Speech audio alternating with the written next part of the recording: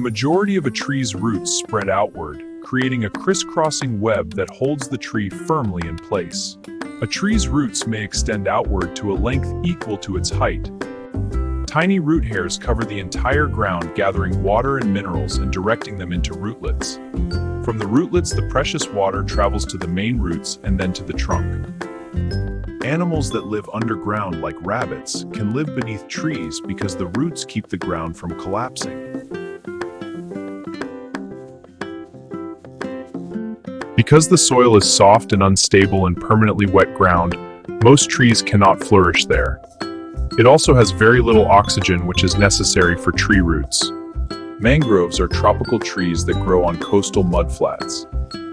They have two unique types of roots. Stilt roots arch from the trunk, anchoring the tree in the mud.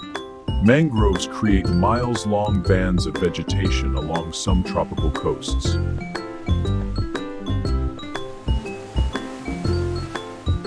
The southern United States Bayou region is where the swamp cypress thrives. It has two peculiar features. It breathes through knobby roots, and it is a deciduous conifer. The annual cycle of growth for trees in temperate regions of the world starts at the roots. Millions of tiny hairs that absorb water and moisture from the soil grow on the roots in the spring.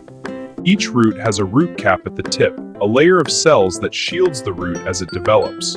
Young roots absorb the majority of the tree's nutrients, while old, robust roots are used for anchoring. The living threads of a fungus, like the fly agaric, are connected to numerous roots, including those from pine trees.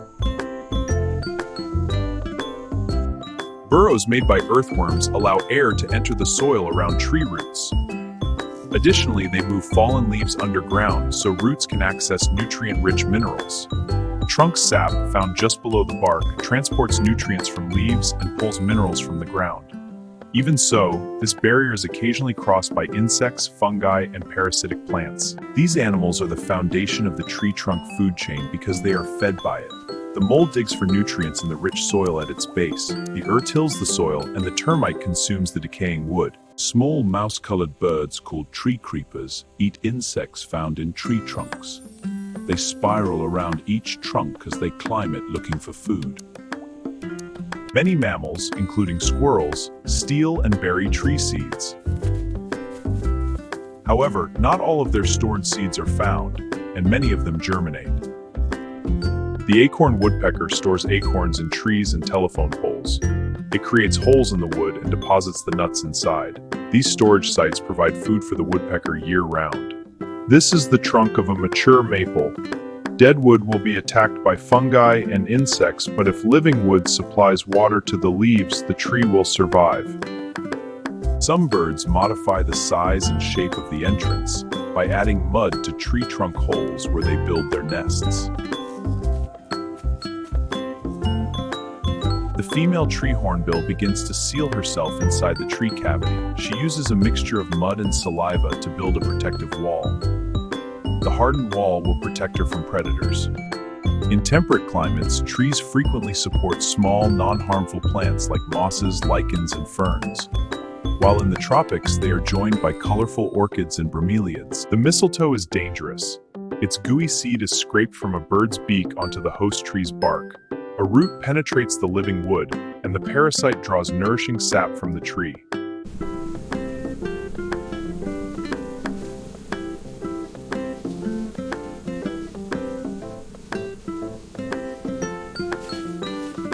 Thriving bark covers the heartwood that has died. Side galleries are dug by developing larvae. A strong branch with full bark coverage. Squirrels search the bark for sap.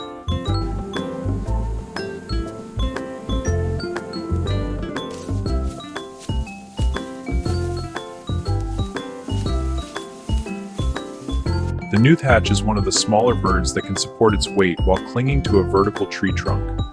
They are able to gather insects from bark crevices, quickly scanning the trunk for food as they make their way upward. Tree bark shields the tree from fungus. It protects against animal attacks. It prevents drying out, and in some cases, forest fires.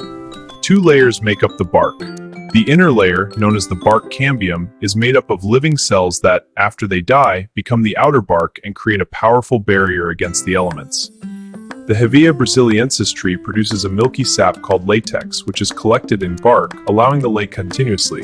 The latex is processed into sheets of raw rubber, ready for manufacturing.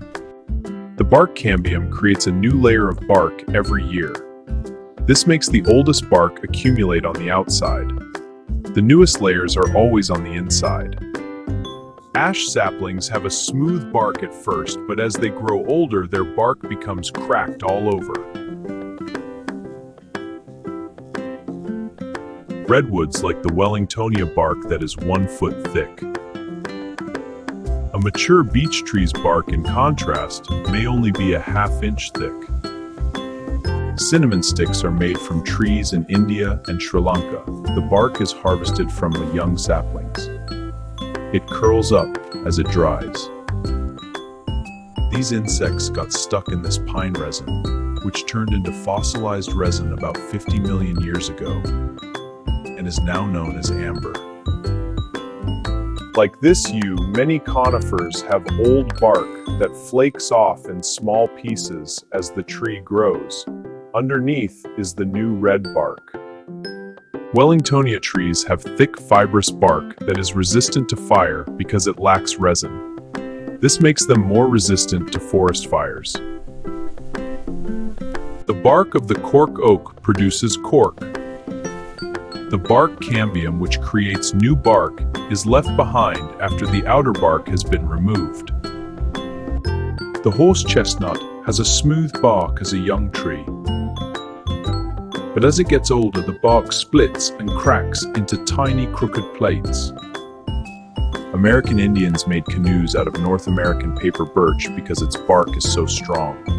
The bark is peeled, tested for strength, and carefully stitched over a wooden frame. Early American settlers used the sugar maple to make syrup. They collected sap by inserting a tube into the dead bark. The syrup was then extracted from the sap by boiling it. The age of this piece of hazel bark is roughly 4,000 years. It was produced by a tree that grew in a nearby marsh and was later covered in peat after it died. Peat didn't decompose the tree because of the acids in it and absence of oxygen.